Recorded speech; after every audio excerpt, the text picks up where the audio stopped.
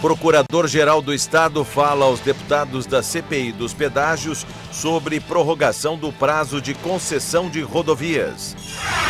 Nova diretoria da Associação dos Servidores da Defensoria Pública Estadual toma posse na Assembleia Legislativa. Deputados da Comissão de Ciência, Tecnologia e Informação ouvem presidente da Fundação de Amparo à Pesquisa de São Paulo. A Assembleia homenageia os empreendedores ligados ao mundo gospel. O poder de cura que vem da natureza. A homeopatia é tema da 4ª reportagem especial sobre medicina alternativa. Agora, no Jornal da Assembleia. Boa tarde. Olá, boa tarde. A gente vai direto ao plenário Juscelino Kubitschek, onde está o repórter Mauro Friesman. Boa tarde, Mauro. Qual é a pauta de hoje?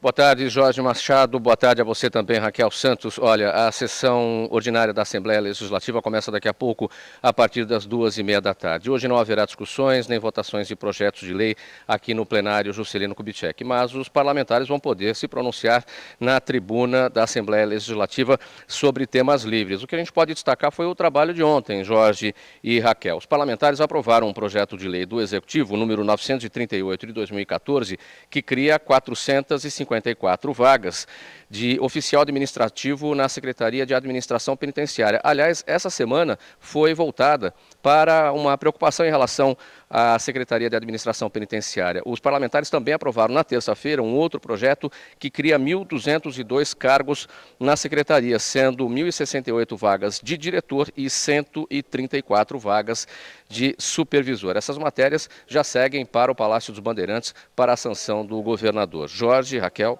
Ok, Mauro, a Comissão da Verdade da Assembleia Legislativa de São Paulo recebe hoje a visita de um grupo de estudos de alunos universitários do curso de Direito. Ao vivo, o repórter Jeremias Gomes tem as informações. Boa tarde, Jeremias. Boa tarde, Raquel. É isso mesmo.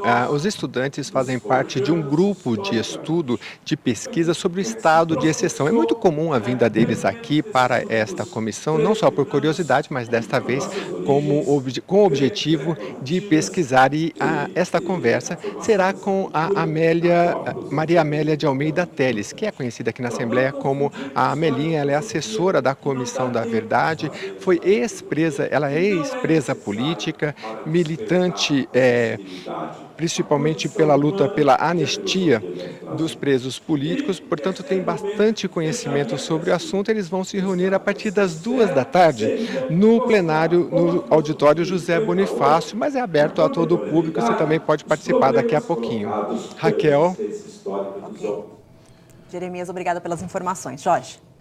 Deputados da CPI dos pedágios ouvem o Procurador-Geral do Estado de São Paulo, Elivaldo da Silva Ramos. Ele falou sobre a prorrogação do prazo de concessão de rodovias.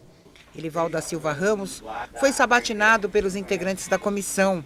Os principais questionamentos foram sobre os aditivos de 2006, que prorrogaram por 8 anos a concessão de 12 rodovias, o reajuste dos contratos em 2013, a cobrança indevida de tarifas de pedágio e o transporte de carga. O governo do estado fez uma opção, na minha opinião, equivocada de fazer esse questionamento na justiça. Esses questionamentos na justiça podem demorar mais do que 4 anos para ser julgados, espaços de recurso e assim por diante. E as concessões, os seus prazos originais vencem, depois de 20 anos, em 2018. Então, uma preocupação muito grande que nós tenhamos os contratos vencidos, conforme licitado originalmente, e que não tenhamos ainda uma decisão da Justiça. Também aqui colocamos uma preocupação em relação às cargas indivisíveis. Na minha interpretação está tendo uma dupla cobrança, está sendo cobrado por parte das concessionárias em relação aos eixos dessas cargas indivisíveis, ao número de eixos, ao tamanho, ao volume da carga, mas também está sendo cobrada uma outra taxa por parte das concessionárias. E essa outra taxa, dito aqui, inclusive pelos seus representantes, não tem qualquer instrumento legal de pagamento dos impostos, é feito pagamento por boleto. E, obviamente, isso não aparece nos cálculos, não aparece na base de informação que nós aqui chegamos. Os deputados avaliaram como positiva a vinda do Procurador-Geral que disse que tentou ao máximo esclarecer as dúvidas dos parlamentares e que a Procuradoria quer sempre agir de forma transparente. As questões postas foram pertinentes, ficaram dentro da atuação institucional da Procuradoria.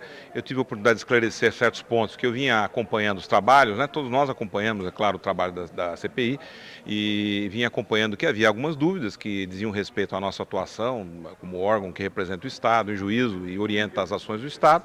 Acho que quanto a isso fui perguntado suficientemente, procurei responder de forma clara. Entendo que os pontos que competiam à Procuradoria esclarecer foram esclarecidos. Foram solicitadas cópias de documentos, nós vamos providenciar evidentemente, e estamos à disposição para qualquer outra participação complementar, se for necessário. O presidente da CPI, deputado Bruno Covas, do PSDB, ainda colocou em votação 2 requerimentos. Um deles aprovado trata da prorrogação do prazo de funcionamento da comissão por mais 10 dias. Os trabalhos da CPI dos pedágios chegam à reta final. Na segunda-feira, o deputado Davi Zaia, do PPS, vai entregar aos integrantes da comissão o relatório que deve ser votado na próxima quarta-feira. Vamos a informações do trânsito em São Paulo. Você vê aí imagens ao vivo da Avenida Santo Amaro, na zona sul da capital, esquina ali com a rua Guararapes, na Zona Sul. O trânsito é bom, é intenso, mas flui normalmente na região sem nenhuma complicação aí para o motorista. Em São Paulo, a temperatura mínima esta madrugada foi de 14 graus. O sol brilha o dia todo e não há previsão de chuva. Agora à tarde, a temperatura sobe para 27 graus. Vamos ver como fica o tempo no interior do estado. Em Campinas, os termômetros também chegam aos 27 graus. Em São José dos Campos, o sol eleva a temperatura, podendo chegar aos 23 graus. Em Sorocaba, a máxima chega aos 26 graus. E em Ribeirão Preto, os termômetros chegam aos 28 graus. Veja a seguir, nova diretoria da Associação dos Servidores da Defensoria Pública Estadual toma posse aqui na Assembleia Legislativa.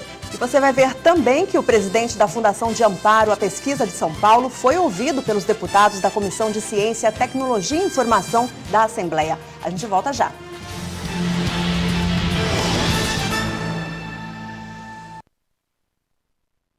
A prática de exercício físico aumenta a qualidade de vida e estimula a saúde. Pessoas com o hábito de se exercitar diminuem o risco de doenças vasculares, ganham massa muscular e estimulam o emagrecimento. Quem pretende levar uma vida mais saudável pode começar com exercícios ao ar livre, em parques, praças e centros esportivos. O ideal é aproveitar os momentos mais frescos do dia, antes das 9 e depois das 5 da tarde, evitando o calor. Use roupas leves e fique de olho também para evitar a desidratação, bebendo bastante água. O importante é contar com a orientação de um profissional adequado e ficar atento aos limites do próprio corpo para evitar lesões.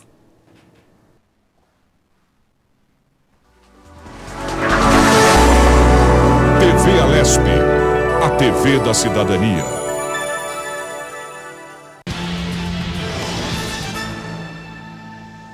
Voltamos a falar com o repórter Jeremias Gomes, que tem as informações ao vivo sobre a audiência pública que acontece aqui na Assembleia com filósofos e professores de filosofia. Jeremias. Exatamente, Jorge. Esta audiência pública abre um espaço para o encontro de filosofia. Este é o segundo encontro aqui na Assembleia Legislativa que tem a promoção, é promovido pela APROFESP, que é a Associação dos Professores de Filosofia e Filósofos do Estado de São Paulo, com apoio do deputado Carlos Gianazzi, do PSOL. O encontro começou há umas 2 horas, já passaram aqui pela mesa o Vladimir Safatli, a Maria Lúcia Arruda Aranha, os 2 filósofos, e também Antônio Severini. Neste momento fala o professor e filósofo Marcos Lavorieri. Eles estão debatendo aqui propostas curriculares para o ensino da filosofia, que é bom destacar, é obrigatório no ensino médio no estado de São Paulo desde 2008, que foi incorporado na Lei de Diretrizes e Bases do Ensino. Agora, a luta deles é para que no ensino fundamental também seja incluído o estudo, o ensino da filosofia como uma obrigatoriedade. Quem quiser participar deste encontro é aqui no Auditório Franco Montoro, vai até sábado, sempre com início às 8 da manhã. Jorge, Raquel. Os deputados da Comissão de Ciência, Tecnologia e Informação ouviram o presidente da FAPESP, a Fundação de Amparo à Pesquisa do Estado de São Paulo. Na abertura da reunião informal, Celso Laffer abordou as diretrizes de sua gestão. A FAPESP trabalha tanto com o farol baixo dos desafios da hora presente, quanto com o farol alto dos projetos de prazo longo, cuja maturação é indispensável para o destino do país a partir do Estado de São Paulo. A FAPESP é uma das principais agências de fomento à pesquisa científica e tecnológica do país, além de avançar no processo de internacionalização. Eu acho que a internacionalização é importante, que a pesquisa hoje em dia, no mundo globalizado, não é feita apenas num território, ela requer a interação de pesquisadores de todos os países. Então, a FAPESP tem feito uma política intensa de internacionalização, acordos com outras agências de financiamento à pesquisa e com universidades. E a FAPESP, no entanto, não tem se limitado apenas a isto, porque tem procurado fazer projetos de cooperação com empresas, alguns de longo prazo, onde nós carreamos recursos de fora que se somam aos nossos para a pesquisa em assuntos importantes, como, por exemplo, biodiesel, aviação e assim sucessivamente, e que é também um fator de atração de investimento produtivo no Estado. O orçamento anual da Fundação corresponde a 1% do total da receita tributária do Estado de São Paulo, cerca de 900 milhões de reais. Atua com programas, auxílio, pesquisa e bolsas de estudo, com a concessão de cerca de 11 mil bolsas mensais. O que é extremamente relevante é que dos recursos que a FAPESP recebe 1% do ICMS, 95% é utilizado, desses recursos são utilizados para atividade fim e apenas 5% é utilizado com os gastos de pessoal. Então, eu acho que é um exemplo, é uma instituição que tem uma importância na história de São Paulo, no momento, no futuro de São Paulo e na história também no futuro do Brasil. Veja como fica o tempo nesta tarde em mais cidades do interior e também do litoral do estado. Em Santos, a temperatura sobe e o sol aparece entre nuvens. Os termômetros chegam aos 24 graus. Em São José do Rio Preto, o tempo é bom, faz calor, 26 graus. Em Mogi das Cruzes, também faz sol e os termômetros chegam aos 27 graus. E em Piracicaba, a máxima para hoje é de 26 graus. A seguir, uma solenidade aqui na Assembleia homenageia os empreendedores ligados ao mundo gospel. E na quarta reportagem especial sobre medicina alternativa, você vai ver os benefícios da homeopatia. A gente volta já já.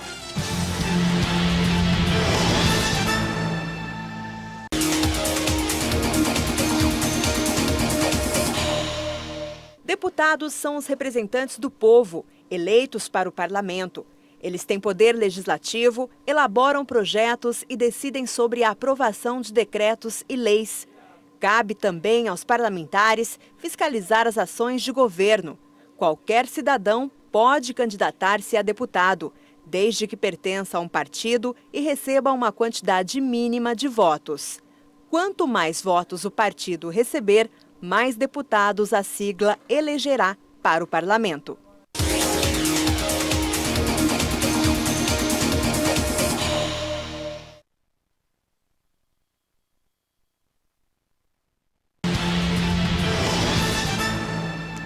Falamos ao vivo com o repórter Mauro Friesman, que tem os detalhes do ato solene de posse da nova diretoria da Associação dos Servidores da Defensoria Pública do Estado de São Paulo.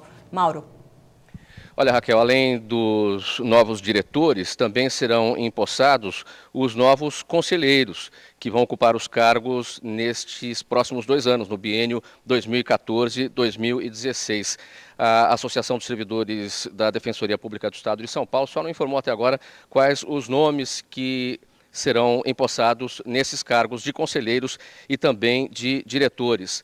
A associação tem a atribuição de defender os interesses desses funcionários. O ato solene acontece aqui na Assembleia Legislativa a partir das 7h30 da noite, hoje no auditório Paulo Kobayashi, e o deputado solicitante é Carlos Gianazzi, do PSOL. Jorge, Raquel. O Legislativo Paulista homenageia os representantes do terceiro Salão Internacional Gospel, um dos mercados mais ativos e promissores para empresários e investidores de todo o país. Os números anuais são altos, 2 milhões de empregos, 14 mil novas igrejas, movimentação de 15 bilhões de reais. O mercado evangélico é um dos mais rentáveis do país e a cada ano cresce 14%. O Auditório Franco Montoro recebeu empresários e investidores da área, todos prontos para o terceiro Salão Internacional Gospel. Não é uma feira apenas de negócios, mas também tem um cunho cultural muito grande, onde durante 3 dias é feita uma maratona de apresentações de shows musicais e várias outras palestras, capacitação, dança, teatro, tudo isso tem uma área de exposições, né, que hoje nós ocupamos 2 pavilhões do Centro de Exposições Imigrantes, mais 9 auditórios onde funcionam todas essas atividades. Então, é um grande movimento, é um grande momento do setor evangélico. Todos os dias, igrejas recebem novos cristãos. São pessoas interessadas em literatura, turismo, roupas e no item que mais movimenta este setor, a música gospel.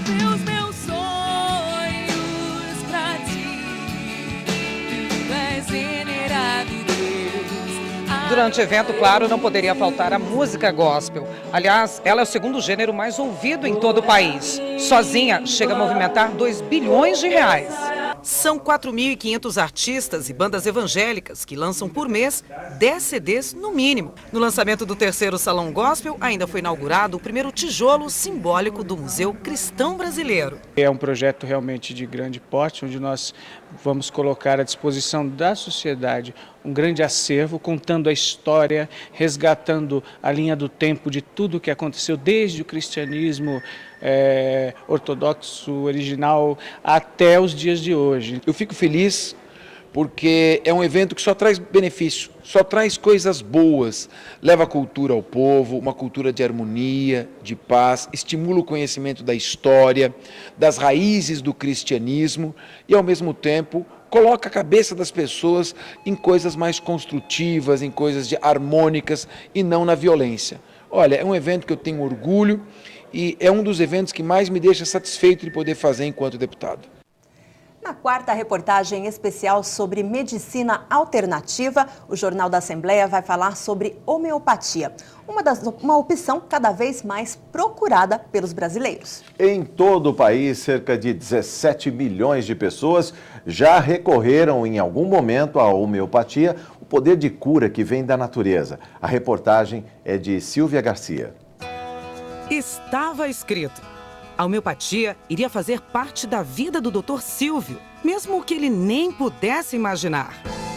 Foi na infância que o pai médico percebeu que algo estava errado. Eu, aos 9 meses de vida, comecei a fazer otite.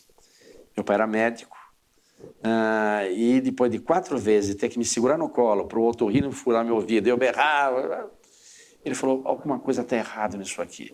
A única diferença que teve na vida dele foi o leite de vaca. Vou tirar o leite. Mas foi só na adolescência que o Dr. Silvio foi apresentado à terapia complementar. E foi através do avô, que não era médico, que conheceu a homeopatia meio que por acaso. Ele entrou sem saber em uma farmácia homeopática, sentiu resultados positivos e nunca mais parou. Depois, mostrou ao Dr. Silvio os benefícios da homeopatia. O que curou o médico virou profissão. Há mais de 40 anos, o médico trata seus pacientes com homeopatia. Se para mim funcionou, eu quero fazer isso para o meu paciente. Eu quero saber dar homeopatia para o meu paciente. Homeopatia é a medicina por semelhança. Então, a homeopatia é uma medicina por semelhança, com diluições enormes. Você tirou toda a ação tóxica da substância e transforma num estímulo, né, que vai neutralizar o estímulo que a patologia semelhante está causando. Segundo ela, não há nada na natureza que possa prejudicar, que também não possa ser usado para curar. E quando se fala de natureza, é tudo mesmo, das plantas aos animais. Para entender melhor, uma pessoa que apresenta alergia pela picada da abelha poderá ser curada com o próprio veneno da abelha. Mas em doses homeopáticas. Se você tiver um problema no teu corpo, que seja um edema, e que melhora com compressa fria, você pode usar apis mellífica, homeopático, poder usar o próprio veneno da abelha para tratar desse edema. Alguns ramos das terapias holísticas cobrem áreas que a medicina tradicional despreza. Em muitos casos, podem ser uma última complementação ao tratamento convencional. A dificuldade para se locomover começou logo na infância. Eu tive artrite com 3 aninhos de idade. A artrite me trouxe várias consequências e os medicamentos também. Ao longo da vida, outros sustos. Maria Dolores sofreu uma fratura femoral anos atrás. Algum tempo depois, precisou passar por uma cirurgia reparadora na mandíbula. E há 4 anos, um diagnóstico de câncer. Alérgica a tratamentos alopáticos, a homeopatia se tornou divisor de águas na vida de Dolores. O médico me deu um checkmate. Ele falou, só opero se você fizer químio. Falei, eu não vou fazer químio, porque fazer químio vai ser assinar atestado de óbito. Decisão delicada, mas sábia. Sem químio, mas com muita homeopatia e terapias complementares, Dolores conseguiu reduzir o tumor. Eu sou 100% adepta da medicina alternativa. Hoje ela está curada, mas não deixa de fazer vários tratamentos complementares. Ninguém chega a ter resultado de repente, não é assim. É um tratamento que ele realmente integra, é corpo, mente, alma, tudo caminhando junto. Você pode tratar qualquer doença com homeopatia. É claro que doenças degenerativas, quando você já tem dano funcional, lesional muito grande, nem sempre o resultado é maravilhoso, né? Mas, a princípio, toda doença pode ser tratada com homeopatia e você tem casos de melhora, né, de doenças degenerativas, né, com homeopatia que às vezes surpreendem. Namastê.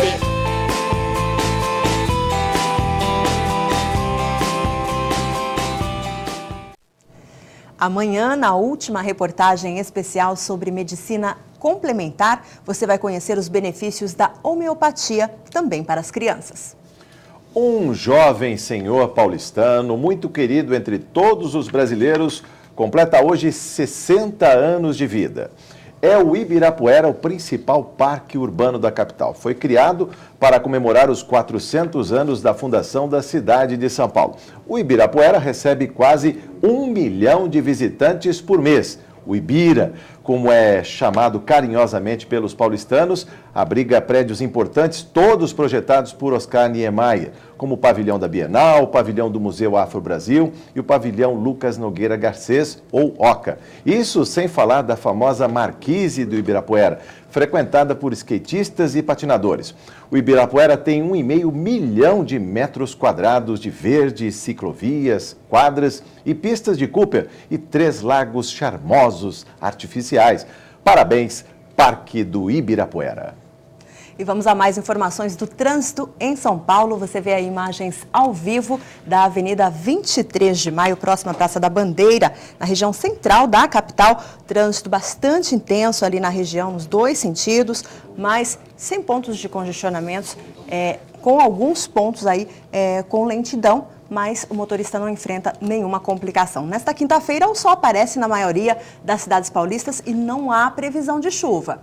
Em Franca, faz calor, os termômetros chegam aos 29 graus. Em Bauru, a temperatura máxima não passa de 28 graus. Em Limeira, os termômetros chegam aos 29 graus. E em Marília, o sol aparece entre muitas nuvens e a temperatura sobe. Os termômetros não devem passar dos 28 graus. O Jornal da Assembleia fica por aqui. Não perca às 2h30 a sessão plenária aqui na TV Assembleia. Você pode rever as reportagens da edição de hoje do Jornal da Assembleia na internet. Basta acessar o site www.al.sp.gov.br e clicar em redes sociais. Uma boa tarde para você. Boa tarde e até amanhã.